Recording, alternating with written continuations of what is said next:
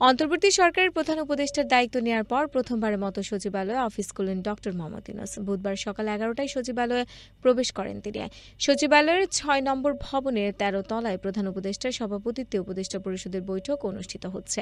প্রধান উপদেষ্টার সচিবালয়ে আগমন উপলক্ষে প্রশাসনের এই প্রাণকেন্দ্র ঘিরে কড়া নিরাপত্তা নেওয়া হয়েছে। বিগত সরকারের সময়ে প্রধানমন্ত্রীর সভাপতিত্বে মন্ত্রিসভার বৈঠক সচিবালয়ের ১ নম্বর ভবনের ৪র্থ তলার মন্ত্রিসভা কক্ষে অনুষ্ঠিত হতো।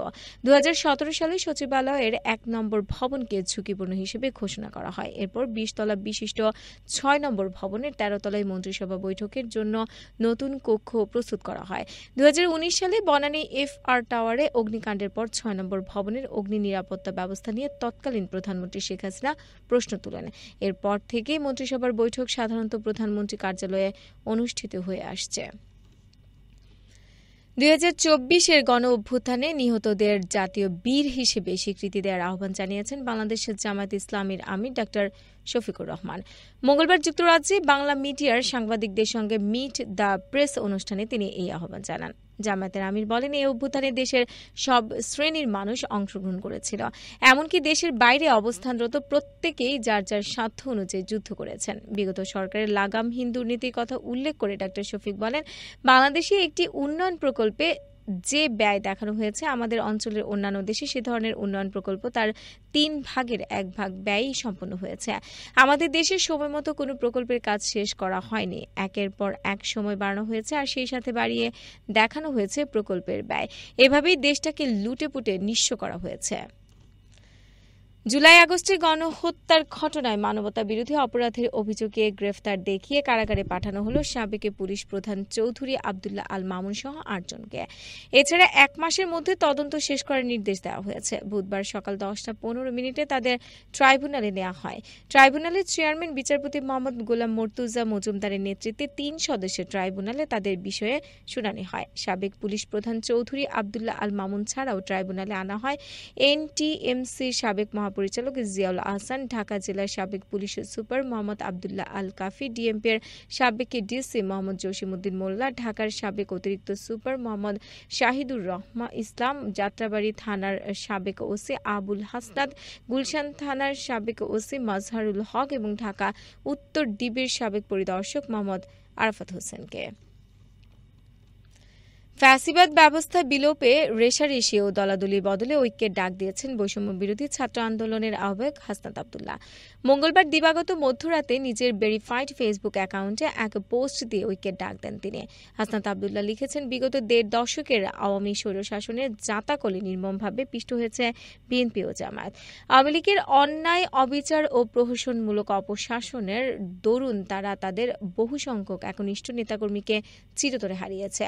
গণতন্ত্র, ভোটাধিকার ও মানবাধিকার হরণসহ সব ধরনের অন্যায়ের বিরুদ্ধে অবস্থান নেওয়ার কারণে বিগত দিনগুলোতে দল হিসেবে বিএনপি ও জামাতের উপর আওয়ামী লীগ চালিয়েছে নির্মমতম অত্যাচারের খড়গ। ২৪-এর গণ-অভ্যুত্থানের নেতৃত্বে থাকা বৈষম্য বিরোধী ছাত্র আন্দোলনে অংশ নেয়া খেটে খাওয়া দিনমজুর থেকে শুরু করে সাধারণ শিশু কিশোররাও আওয়ামী লীগের নৃশংস হত্যাকাণ্ডের শিকার হয়েছেন।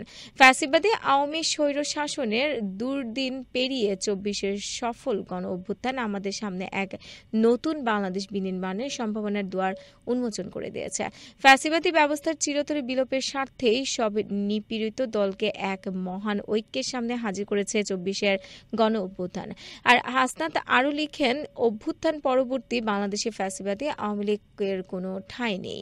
দলটিকে নিষিদ্ধকরণ ও বিগত বছরে আওয়ামী প্রশাসনের পেছনে যারা অপসারণ করেছে, তাদের পৃষ্ঠপোষকতা করেছে, তাদের বিচারের দাবি এখন বাংলাদেশের তামাম জনগণের মুখে মুখে কিংবা অন্তরে অন্তরে।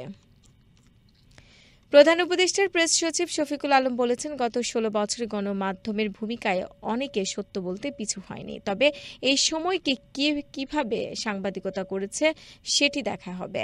বুধবার ফ্যাসিবাদ মুক্ত গণমাধ্যম চাই এর উদ্যোগে জাতীয় প্রেস ক্লাবে এক আলোচনা সভায় তিনি একথা বলেন। শফিকুল আলম বলেন, শুধু জুলাই গণহত্যা নয়, শুরু করতে হবে আরও আগের সময় থেকে।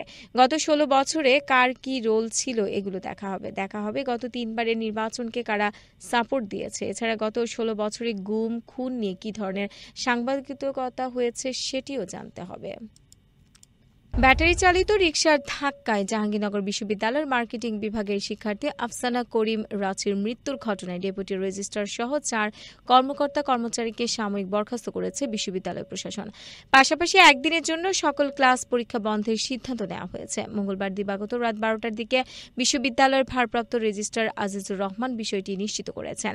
সাময়িক বরখাস্তরা হলেন বিশ্ববিদ্যালয়ের ডেপুটি রেজিস্ট্রার আব্দুর রহমান, নিরাপত্তা কর্মকর্তা রাসেল মিয়া, সহকারী সুপারভাইজার আব্দুস সালাম ও ডিউটি গার্ড মনসুর রহমান প্রামাণিক। দায়িত্বে অবহেলার কারণে তাদের সাময়িক বরখাস্ত করা হয়েছে বলে জানান তিনি। এর আগে মঙ্গলবার সন্ধ্যা 7টার দিকে বিশ্ববিদ্যালয়ের নতুন কলা ভবনের সামনে রাস্তা পারাপারের সময় ব্যাটারি চালিত রিকশার ধাক্কায় আফসানা রাচি নিহত হন।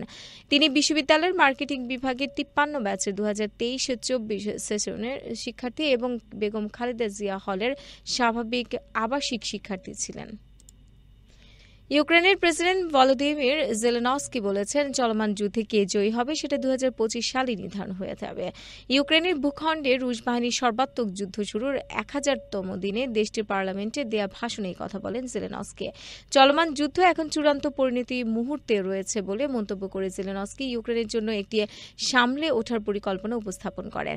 এমন এক সময় জেলেনস্কি নিজ দেশের পার্লামেন্টে ভাষণ দিলেন যখন যুক্তরাষ্ট্রের সরবরাহ করা দূরপাল্লার ক্ষেপণাস্ত্র ব্যবহার করে রাশিয়ার ভূখণ্ডে হামলা চালাতে কিয়েভকে দীর্ঘ প্রতীক্ষিত অনুমতি দিয়েছেন বিদায়ী মার্কিন প্রেসিডেন্ট জো বাইডেন। আইন প্রণেতাদের সামনে জেলেনস্কি আরও বলেন, ফলাফল নির্ধারণের সময়টা সেটা সামনের বছরই আসবে, আর আমরা অবশ্যই ইউক্রেনের সামলে ওঠার ক্ষমতা নিয়ে বিশ্বের কাউকে সন্দেহ করতে দেব না। যুক্তরাষ্ট্রের নবনির্বাচিত প্রেসিডেন্ট ডোনাল্ড ট্রাম্প তার পরবর্তী প্রশাসনে বাণিজ্য মন্ত্রী পদে ধনকুবের হাওয়ার্ড লাটনিককে মনোনয়ন দিয়েছেন। লাটনিক মার্কিন বিনিয়োগ প্রতিষ্ঠান ক্যান্টর ফিটজগেরাল্ডের প্রধান। লাটনিক রিপাবলিকান পার্টির ক্ষমতা গ্রহণের প্রস্তুতি সংক্রান্ত দলের কো-চেয়ার হিসেবেও দায়িত্ব পালন করছেন। ট্রাম্প মঙ্গলবার এক বিবৃতিতে লাটনিকের ভূয়সী প্রশংসা করে বলেন, তার ওয়াল স্ট্রিটে 30 বছর বেশি সময় ধরে কাজ করার দুর্দান্ত অভিজ্ঞতা রয়েছে। বিবৃতিতে ট্রাম্প আরও বলেন, লাটনিক যুক্তরাষ্ট্রের রাজস্ব ও বাণিজ্যের বিষয়গুলোই নেতৃত্ব দেবেন। সেই সঙ্গে যুক্তরাষ্ট্রের বাণিজ্য প্রতিনিধি দপ্তরের অতিরিক্ত প্রত্যক্ষ দায়িত্বও সামলাবেন। ফিলিস্তিনের গাজা সফরে গেছেন ইসরায়েলি প্রধানমন্ত্রী বেনিয়ামিন নেতানিয়াহু। সেখানে মঙ্গলবার তিনি বলেছেন, যুদ্ধ শেষ হওয়ার পর হামাস আর এ ভূখণ্ড শাসন করতে পারবে না। ইসরায়েল হামাসের সামরিক সক্ষমতা ধ্বংস করে দিয়েছে, আর ইসরায়েল এখনও 101 জন জিম্মির অবস্থান শনাক্ত করার চেষ্টা ছাড়েনি বলেও জানান নেতানিয়াহু। তিনি প্রতিজন প্রিয় জিম্মিকে ফেরত দেওয়ার বিনিময়ে $50 লাখ মার্কিন পুরস্কার দেওয়ার প্রস্তাবও দিয়েছেন। ওই জিম্মিরা এখনও গাজার ভেতরে অবস্থান করছেন বলে ধারণা করা হয়। নেতানিয়াহু বলেন, যেই আমাদের জিম্মিদের ক্ষতি করার দুঃসাহস দেখাবেন তাকে চূড়ান্ত মূল্য দিতে হবে। এছাড়া আমরা আপনাকে খুঁজে বের করব ও শাস্তি দেব, আর যিনি আমাদের কাছে একজন জিম্মিকে নিয়ে আসবেন তাকে ও তার পরিবারকে নিরাপদে বেরিয়ে যাওয়ার সুযোগ দেওয়া হবে। প্যারাগুয়ের বিপক্ষে আগের ম্যাচে হেরে যাওয়া আর্জেন্টিনা জয়ে ফিরল। ঘরের মাঠে অপেক্ষাকৃত কম শক্তির পেরুর বিপক্ষে বর্তমান বিশ্ব চ্যাম্পিয়নরা জিতেছে লাউতারো মার্টিনেজের একমাত্র গোলে। বুধবার বাংলাদেশ সময় সকালে বুয়েন্স আইরেসে ম্যাচের 55 মিনিটে ম্যাচ জেতানো গোল করেন মার্টিনেজ। তাকে বলের যোগান দেন দলের সেরা তারকা লিওনেল মেসি। এই জয়ে দক্ষিণ আমেরিকান অঞ্চলের বিশ্বকাপ বাছাই পর্বে টেবিলের শীর্ষে থাকল লিওনেল স্কালোনির দল। এদিকে ভেনেজুয়েলার পর উরুগুয়ের সঙ্গেও ড্র করল ব্রাজিল। সালভাদরে বুধবার বাংলাদেশ সময় সকালে বিশ্বকাপ বাছাই পর্বে ব্রাজিল উরুগুয়ের ম্যাচ শেষ হয়েছে 1-1 সমতায়। ম্যাচের 55 মিনিটে রিয়াল মাদ্রিদ তারকা ফেডেরিকো ভালভার্দের গোলে এগিয়ে যায় উরুগুয়ে। 62 মিনিটে গার্সনের গোলে সমতা আনে ব্রাজিল। এই ড্রয়ে দক্ষিণ আমেরিকান অঞ্চলে বাছাই পর্বে টেবিলে 5-এ নেমে গেল ব্রাজিল।